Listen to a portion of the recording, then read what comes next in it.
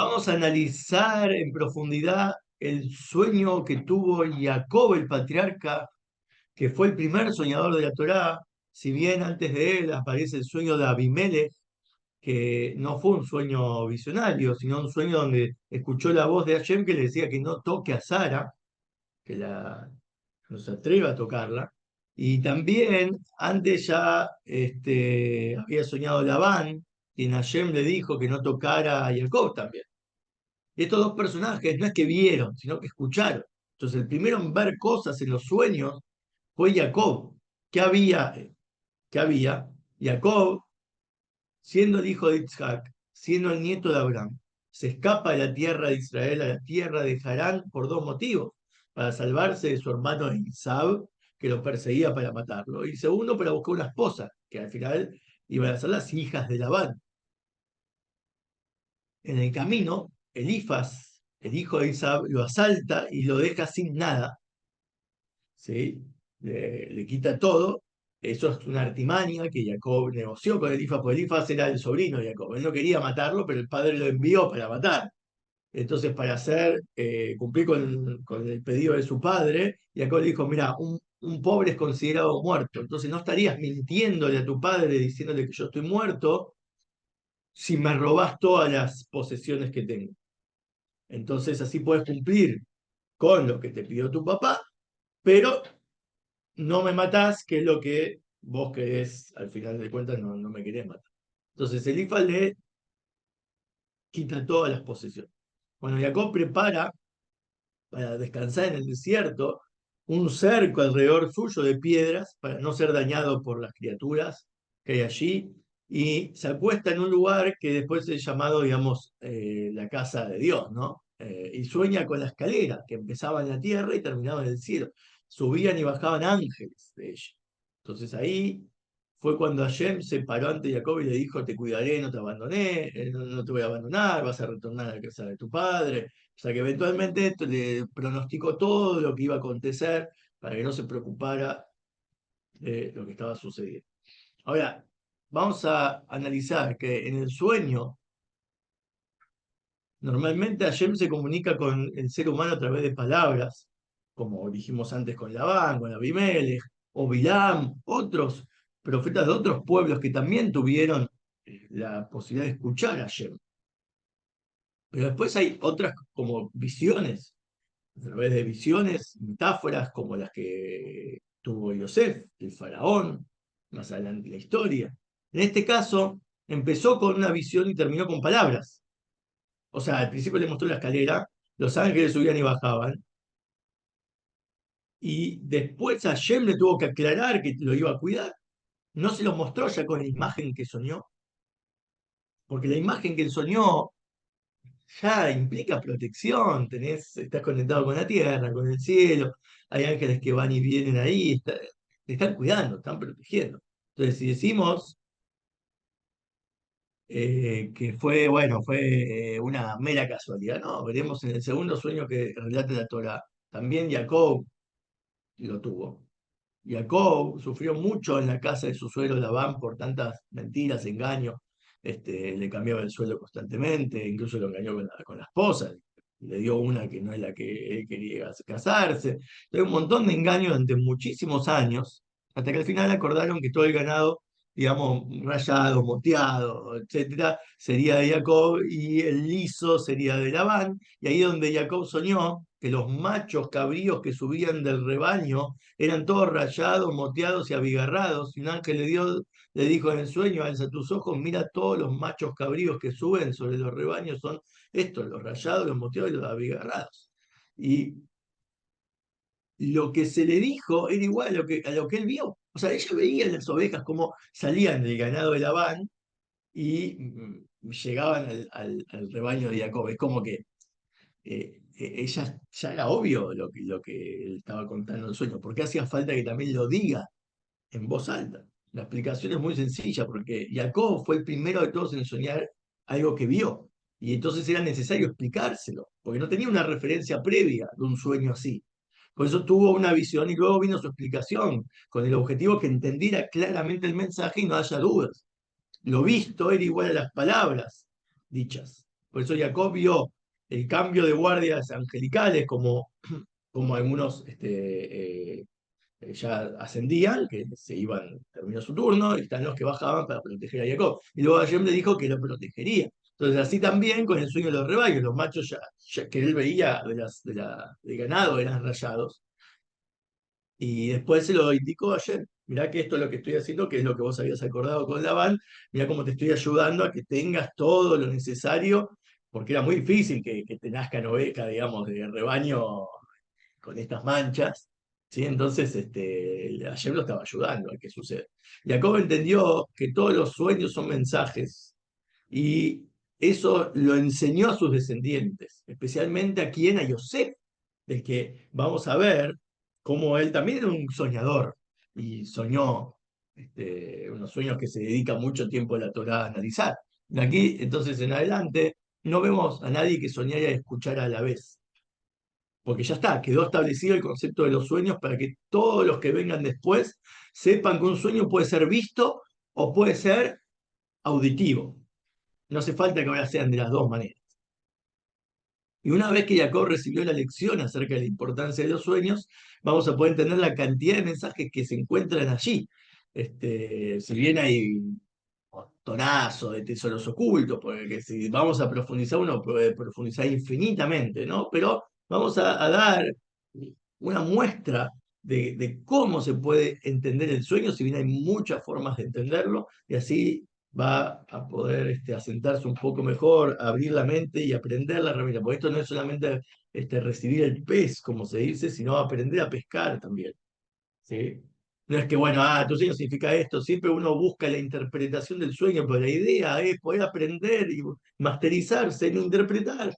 Y quizás uno se equivoque, pero con estas herramientas vamos a poder tener una actitud más clara de cómo hacerlo, cómo tratar de pensar y analizar nuestro sueño.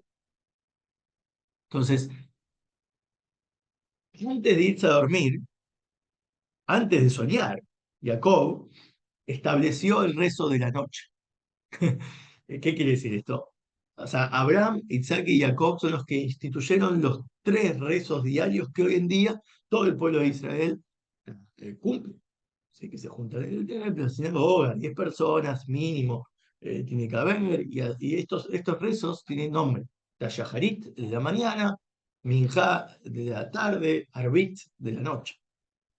Y nos encontramos con un tip muy curioso. Los nombres de estos tres patriarcas, cada uno contiene una letra en sus nombres en representación a estas tefilot que instituyeron. Abraham, que tiene la letra Bet en su nombre, es de Boker, mañana, que es equivalente a los rezos de la mañana, Shaharit. Itzhak tiene la tzadik es de la cual comienza la palabra tzaoraim, tarde, que es el equivalente al periodo donde ocurre el rezo de Minja. Y Jacob, todas estas son segundas letras, ¿no? Jacob, la segunda letra, es la A de Arbit, noche, que es el rezo de la noche, que también se llama Marib. Algunos lo llaman Arbit ya porque alude al momento que se dice, ¿no?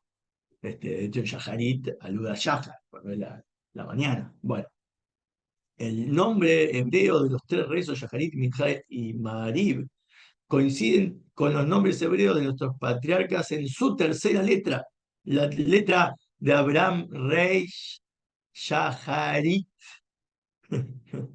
eh, Minjá es de Itzhak, la Het de Minjá, y la Reish Marib con el tema el segundo nombre de Jacob, que es Israel, Israel. Bueno, estos son todas conexiones que hay interesantes, por el cual, bueno, podemos aprender que no eran meros patriarcas, sino también hay en sus nombres alusiones a todo lo que es el servicio a Dios. Por eso, cuando uno estudia la Torá y ve personajes que tienen una vida y se cuenta un poco, un fragmento de su vida, escenas de la vida, no es una novela, es como que también significan cosas que te ayudan a entender cosas que vos tenés que hacer, herramientas para servir a tu creador, como estos rezos, por ejemplo.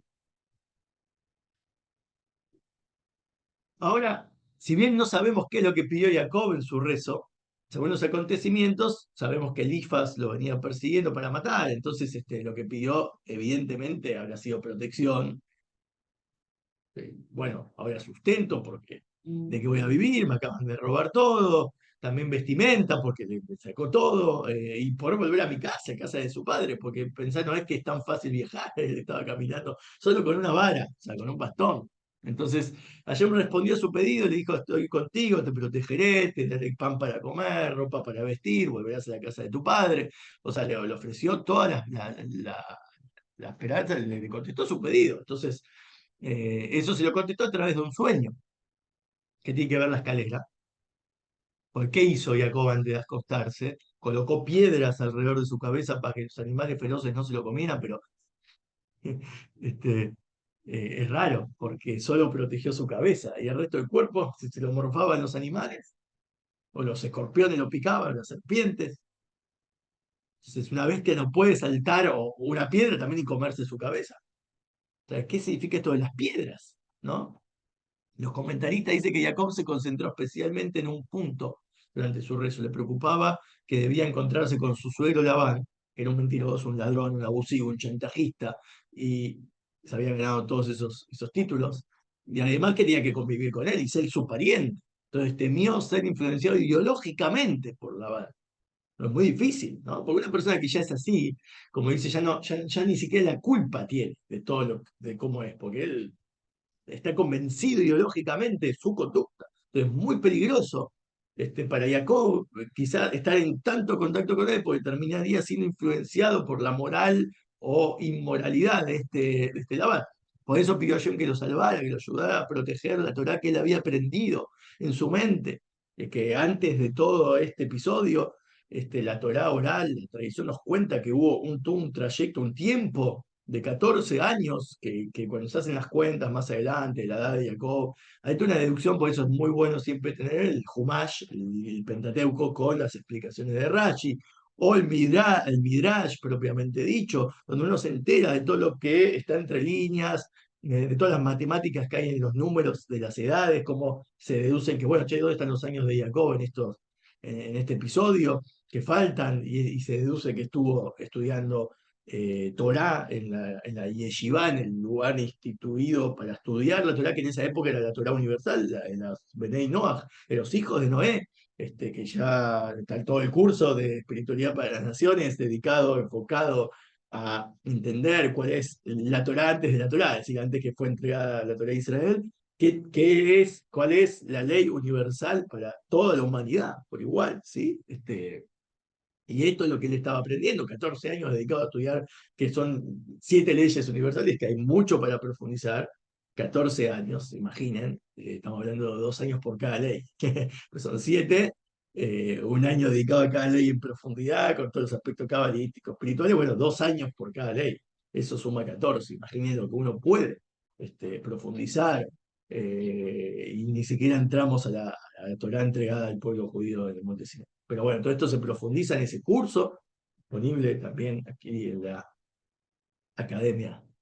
Bueno, por eso pidió que Hashem lo salvara, a proteger, a preservar lo que él había aprendido en su cabeza, por eso puso las piedras alrededor de su cabeza como símbolo y expresión de lo que él realmente temía que suceda.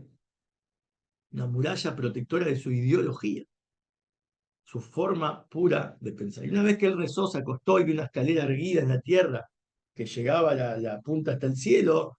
Esta es la respuesta del consejo que le dio a Shem, que fuera una persona erguida en la tierra, bien puesto, pie sobre la tierra, entendiendo cómo funciona el mundo, pero con su cabeza siempre enfocada en el cielo.